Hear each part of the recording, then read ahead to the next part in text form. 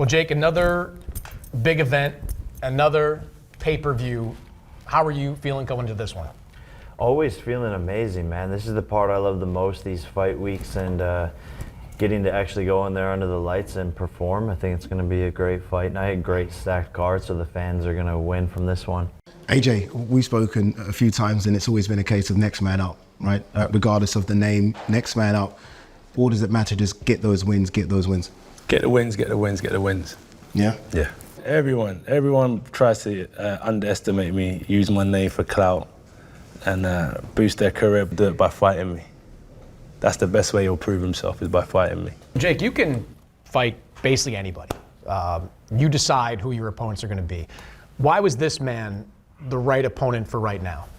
I think this talk has been part of the conversation, and we've always wanted to fight each other. There's been some shit talk back and forth for a couple of years, and my goal is to become world champion, and the WBA and WBC plan on ranking me depending on my performance, and once I'm ranked, then I can go for the title shot. And he's a formidable opponent, former world champion. It's a great test, 10 rounds to get ready for what ultimately will be a world championship fight one day. You think there's any chance this man can beat you? Not a shot in hell. There's nothing he does that can offset anything I'm gonna do to him. Not a single thing. Cardio, pace, output, jabs, body work, inside fighting, wherever the fight goes, however the fight goes, he's gonna be outworked in every single round. And that's just the bottom line. What is he gonna learn about you on fight night that he doesn't know right now? He's gonna learn that I'm one of the most heavy-handed, fastest people in the sport of boxing, period. Out of every single weight class, pound for pound, I'm one of the strongest, hardest hitting people in the whole entire sport, and he's gonna learn that. Think there's any chance you can lose to this man? With all due respect, you don't underestimate anyone, but I know boxing very well. All this stuff that we talk about, I study Daniel, and I look at some of the things that he says, his characteristics, his boxing talent, you know, his upbringing and so on. All of it's irrelevant. Is he ready? Everything I tell you now is irrelevant. He will see. So I'll ask both of you now as we wrap up, how does this fight end? Jake, we'll start with you. Knockout, early rounds, easy work. Another spectacular knockout to add to my highlight reel. And it's gonna be a relatively easy night for me. Easy night, he says. How do you think this fight ends? Honestly, speaking from the bottom of my heart, aside from belts and aside from it being him, I'm just ready to fight. The internet is on fire. Jake Paul just crossed the line with Anthony Joshua, calling him a quitter after the Dubois loss. Now they're face to face. Watch what happens next. Any excuses, and when I beat this man, all the boxing media, like you guys always do, are gonna discredit it. But I'm gonna expose him and I'm gonna embarrass him. You know, he's the embarrassment of Mexico. People don't realize how good I actually am, and when he feels those first punches, he's gonna wanna quit and go back to his stool. Legends, promoters, and fans alike are weighing in as the hype around this unprecedented matchup explodes. I want to fight Anthony Joshua, exclusive, because I know that I will beat Anthony Joshua. I know he I just will got beat. knocked out, right? Yeah. He doesn't have a chin, and he has no skill, and he's stiff. And I love you, Anthony. We're friends. But I want to fight you. I will beat Canelo. I will beat a lot of people. I will not beat David Benavidez. In the meantime, Adam Catterall gave a sharp, cautious message against Jake Paul getting into the ring with Anthony Joshua. He also stressed that the combat was a life-threatening one, being very unequal in terms of scale, strength, and technical skills. To him, Paul was getting into an area he was not quite prepared to be in, where one punch can have serious consequences. If he steps in with Anthony Joshua, and it's a proper fight and there's no restrictions or anything like that, he's going to get hurt. It is dangerous. It is bad for the sport. It should absolutely not happen. I know that the people will be saying, well, business, money, all these types of things. Come on, man. There's a cut-off point at some point, isn't there? If he steps in with Joshua, Joshua will hurt him badly, and it will reflect badly on the sport. He stood alongside many others in the boxing community who began sounding the alarm, arguing that this bout had moved past entertainment into recklessness territory. Catterall maintained that the fight should be completely off limits. Joshua possesses the ability to seriously injure Paul within moments, and when that opening bell sounds, the threat becomes very real. Nobody gets to stop things if the situation deteriorates. According to Catterall, boxing's responsibility is safeguarding fighters, not gambling with their well-being. He's not at the level. Listen, I know that people are down on Anthony Joshua, but we're talking about an Olympic gold medalist and two-time unified heavyweight champion of the world. Come on. It's disrespectful to the sport. It's like you saying that lads, you play footy, right? It's like me, who plays for the Dog and Duck, saying that I can get on a pitch with you lads and run rings around you. Not a cat in hell's chance. It's never happening, is it? So come on, let's not be daft about it. If you want an exhibition later on when Joshua's finished, all right, well, maybe have a little bit of a fun then and a little bit of a move around. But as a professional contest, do me a favor, stay away. The core of the controversy centers on something undeniable. The chasm between an elite-level heavyweight like Joshua and a novice like Paul is simply too vast. Putting an inexperienced fighter against one of the sport's most devastating punchers is inviting disaster. This isn't a movie set. There's no second take if something goes horribly wrong, and the consequences could be life-altering. The disparity is stark, the danger is enormous, and overlooking that is simply reckless. Benavidez Sr. reinforced those concerns. He highlighted that Joshua's dimensions, strength, and championship pedigree create an enormous mismatch. He did note that Joshua can't take any opponent lightly. Wild things occur in boxing, and no fighter is untouchable, particularly when rounds pile UP and conditioning becomes a factor. Don't count him out. I think that's a very dangerous fight for Jake Paul.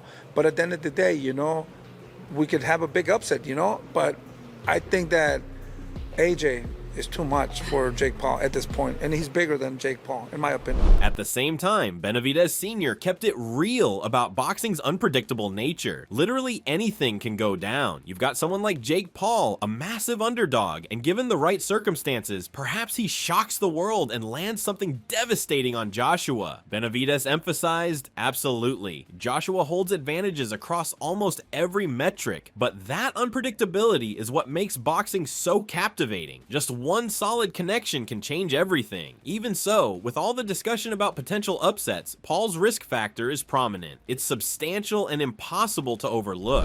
I don't think that's not the case, that he's gonna get Jake Paul. At the end of the day, Jake Paul has been training hard too, and he's a pretty good fighter.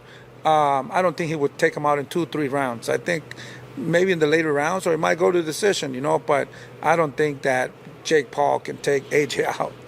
Or AJ could take Jake Paul. Maybe, but I don't know. It's just going to be an exciting fight. I think I want to see that fight. Despite skeptics questioning the bout, there's an undeniable energy surrounding it. Supporters want to discover whether Paul's confidence and unconventional approach actually translate against someone like Joshua, who brings raw power, precision, and technical mastery. The fundamental question is straightforward. Can Paul survive long enough to create drama? Can he make Joshua view him as a legitimate threat? Next up is Benavidez Jr. He jumped straight to the point. The moment he learned Paul accepted, he made everyone aware of exactly how perilous this situation is. He explained Joshua isn't merely another opponent. He operates at a completely different tier with his size, knockout capability, and extensive championship experience. For Paul, this isn't stepping up, it's diving into dangerous waters with a predator. He's never encountered anything close to this level of danger. The threat? It's not simply elevated, it's astronomically high. I give 100% respect to Jake Paul, but that's a dangerous fight for him. He probably gets knocked out, and I'm not trying to be a hater. I'm not saying nothing bad, but Anthony Joshua is Anthony Joshua. He's multiple-time champion, Olympic gold medalist. The last time somebody stepped in the ring with him that didn't have that much boxing experience was Ngannou, and you've seen what happened to him. Yeah. But big respects to Jake Paul. It's gonna be a good card. It's a big fight, and. So good fight, man. I give 100% respect to Jake Paul for even taking that fight. Experts have been straightforward. Anthony Joshua isn't just another fighter on the roster. He's an Olympic gold winner, a former 2-time heavyweight world champion, and frankly, he exists in an entirely separate class from Jake Paul. Eddie Hearn was completely transparent. He stated outright that this bout is purely about the spectacle and massive financial gains. No point in pretending it's some noble athletic competition. For Joshua, the strategy is clear. Finish Paul quickly, collect the payday, and advance. He doesn't need to pretend this represents anything beyond a commercial opportunity and entertainment. He's going to get a load of money to knock Jake Paul's spark out. That's it, mate. I want to see him get chinned. I do. And if we're going to get paid a fortune for the pleasure, sign me up. That's it. That's it. You know, I mean, I'm kind of past the days of trying to spin it to you. And you're better off saying to the why are you doing this? For the money and for the giggles. That's really what it is. Jake Paul didn't simply announce the challenge officially. He headed directly to YouTube and began mocking the heavyweight champion the moment the bout was confirmed. He continued provoking, and truthfully, the online world went absolutely wild. Each time Paul took a shot at Joshua, the excitement intensified even more. Currently, this fight dominates conversations. It's unavoidable, and the momentum keeps building. No, tiny. I'm a big boy. However, Jake Paul refused to retreat. He responded immediately, launching another verbal assault at Anthony Joshua. Jake vowed he'd humiliate the former champion and demonstrate to everyone exactly how fragile Joshua's durability truly is. He wants the world to understand he's not merely pursuing money. He genuinely thinks he's about to revolutionize the entire boxing landscape. The guy speaks as if boundaries don't apply to him. He wants to emphasize, this isn't empty talk. This is genuine conviction. And everywhere I've been going, I just talk about Anthony, and I don't have, you know, like, I'm global, so it's just such a good fight for the sport of boxing. And people will think I will die, but I will show them why I can rise against all odds and beat him. Not everybody thinks you'll die. Tyson Fury says you'll knock Joshua out. What's your response to that? Smart guy. He sees what I see, I think, which is a weak chin in Joshua and a guy who's very, very beatable. Intensifying his stance, Jake continues claiming Joshua's been compromised previously, and it's possible again. He argues if he maintains relentless pressure, takes calculated chances, and forces Joshua into uncomfortable territory, those vulnerabilities will emerge. He's prepared to risk everything, regardless of consequences. He guarantees supporters will witness the effects. In Jake's worldview, pressure crushes champions, and he's eager to prove that theory in action. He wants everyone to believe he can achieve the unthinkable. And lastly, if this is happening, what's your final word to Joshua as you leave Wembley, where you may face him next? Man, I'm going to embarrass you in front of the whole world and steal your whole legacy and embarrass you. This entire situation has sparked a global debate about boxing's true identity nowadays. Is it legitimate competition? Is it an entertainment spectacle? Simply social media-driven hype? People express skepticism, but each fresh headline, every reaction, every trending video just amplifies the excitement. Whether you embrace it or reject it, this fight has captured attention unlike almost anything else. One certainty exists. When that opening bell sounds, the entire planet will be tuned in. No, it's gonna happen. It's gonna happen. I want it to happen here. All the odds stacked against me. I believe that I will beat him and shock the world and create one of the biggest upsets in boxing history. Jake Paul simply cannot resist. He's actively provoking Joshua, boasting he'll reveal that fragile chin, and even throwing out an outrageous $1 million wager toward Tyson Fury. It's quintessential Jake, honestly, just adding more fuel to the already raging inferno of hype. Tommy Fury, he's dismissing all of it. He ridiculed the entire concept, called the pairing laughable, and questioned whether it constitutes actual competition. He continued with some exaggerated commentary about how absurd the entire notion is. To Tommy, it's pure pandemonium masquerading as legitimate sport. You beating Anthony Joshua. I seen that. He's backing me. He's a smart lad. Next comes Dana White, who never minces words. He entered the conversation and declared outright that this fight makes terrible sense from a competitive standpoint. Still, he acknowledges it. The spectacle's massive, and people are magnetically drawn to it. Whether you're a fan or critic, you'll want to witness what unfolds. Dana even confessed he'll be tuning in, proving it's got serious appeal, even though the matchup itself defies logic. Yeah, and did you see the fight that's reportedly being worked on for December 19th in Miami? Did I see the fight being worked on December 19th in Miami? Yeah. No. Did you know which fight I'm talking about? No. I know. Jake Paul, Joshua. Oh, Jesus. That's a f***ing bad idea. That's a bad idea. But let me tell you what. A lot of people watch that one. Will you watch it? Sure. You know what everybody's tuning in for on that one. Then I think everybody's going to get what they've finally been waiting for.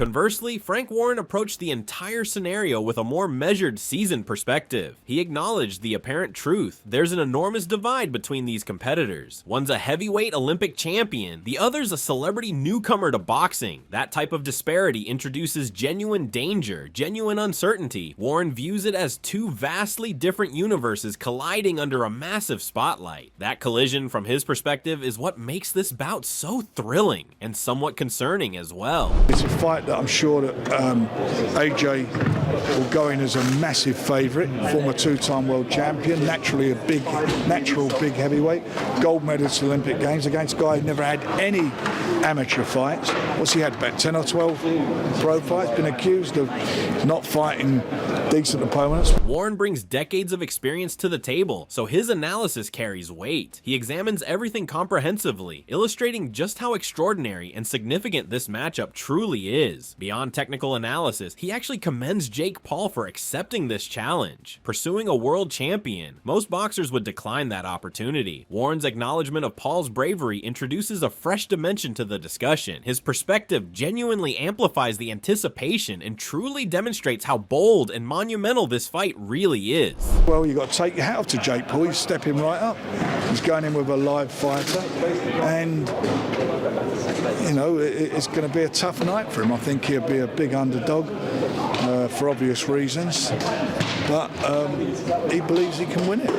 Finally, there's Willie Hutchinson, who shared his unfiltered thoughts as well. He examined the entire Jake Paul versus Anthony Joshua situation and immediately focused on the financial aspect. The stakes are absolutely massive, and Hutchinson recognizes it. He does acknowledge Paul for securing such an enormous opportunity, but he's also somewhat perplexed by everything. He even described it as absurd. That description captures it perfectly. For Hutchinson, this bout represents a chaotic mixture of drive, publicity, profit, and pure danger. He recognizes Paul's boldness, certainly, but he questions the reasoning. Get rid of him in 2 rounds. He wants to hang up the gloves and never look at boxing ever again.